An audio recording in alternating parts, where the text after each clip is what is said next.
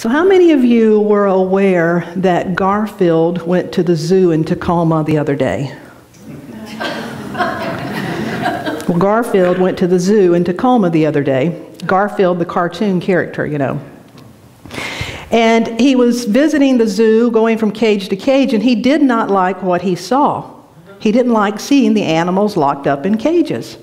And so he spent all day long trying to figure out how to undo this, and he finally found the zookeeper and he stole the key.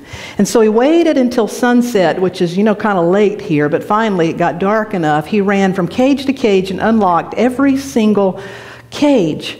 And as he got to the last one, he was running and he stopped to see how many were following him, and he turned around and nobody was following him. So he started backtracking and he went cage to cage and everybody was just in their cage.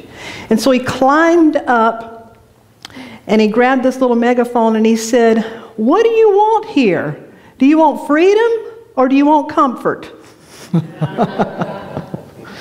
What do you want? Freedom or comfort? Isn't that the mountain of life that we climb? The dance of life. Life is very much like, you could use dance as a metaphor for life. That we are always vacillating between freedom and comfort. Freedom to express our soul and the truth of who we are, and yet the comfort and the safety of being okay and knowing that we're going to be accepted and loved and saved no matter what. Today we look at dance as a way to understand this.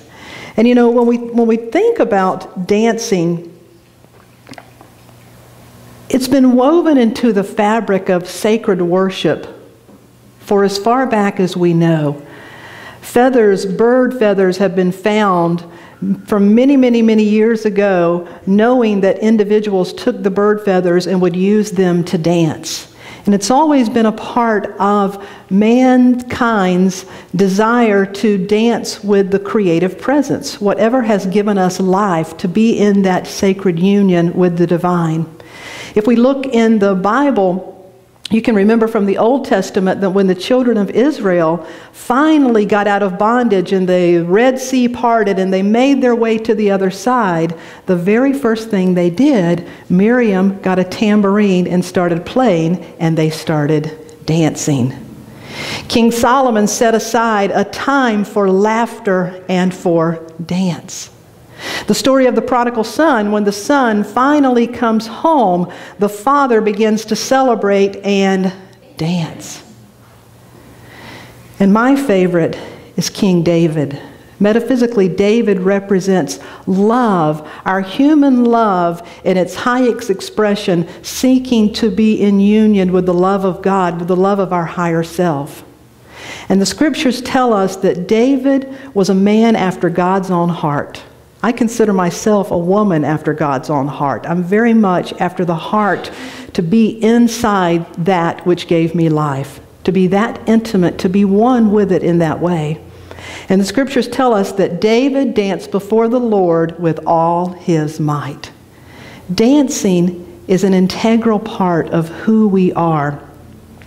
Socrates learned to dance when he was 70 years old because he felt like an essential part of him had been neglected. One writer said, "From the dance of a crane to the uninhibited twirling and rhythmic swaying of a child, the natural impulse to dance and bounce with spontaneous joy are evidence of the Creator, celebrating and moving the creation, in the created from the inside out, celebrating and moving its creation from within."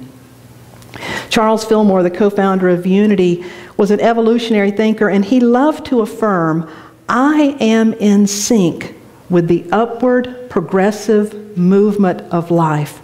Would you give me the first slide, Bob? I want you to say that together with me. I am in sync with the upward progressive movement of life.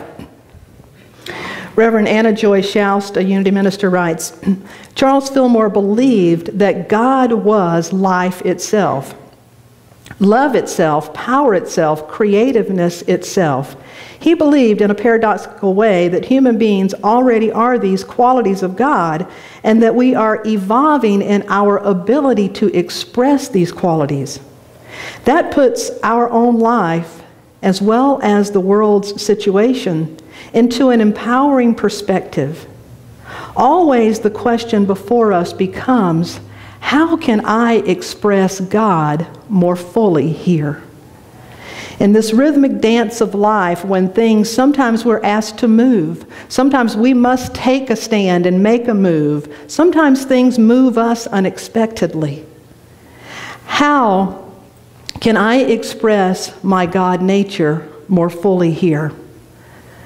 So today we're going to find 7 interesting points, things that we can learn from dance that will help us understand how we can express God more fully here, knowing that we're always in sync with that upward rhythmic nature. So the first one is, don't let fear keep you on the sideline. How many of you are afraid to dance in public? Anybody else? If I were to ask you to dance, that means everybody else would jump up and shake a leg. So let's try again. How many of you are afraid to dance in public? Okay, there you go. How many of you are afraid to speak in public?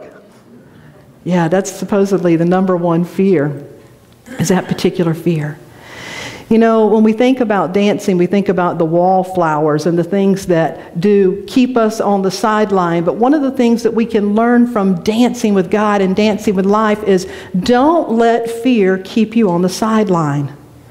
Don't let anger, don't let anything keep you on the sideline. Last month, I went to Unity Village for the annual conference that we always have. All ministers and a lot of people just come to the conference. It's a wonderful time to take classes and learn lots of new things and experience and worship together with people from all over the world, really. And the ending ceremony, Reverend David MacArthur spoke. I know him as a fellow Unity minister. He's the president of our board. And I knew that before David was a minister, he was an attorney.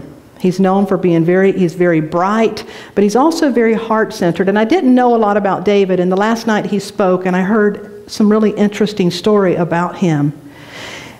And this point about don't let fear or anything keep you on the sideline. David said when he was a young man, very successful lawyer, married his sweetheart wife. They'd been married for a few years, had a little baby, and one night someone murdered his wife.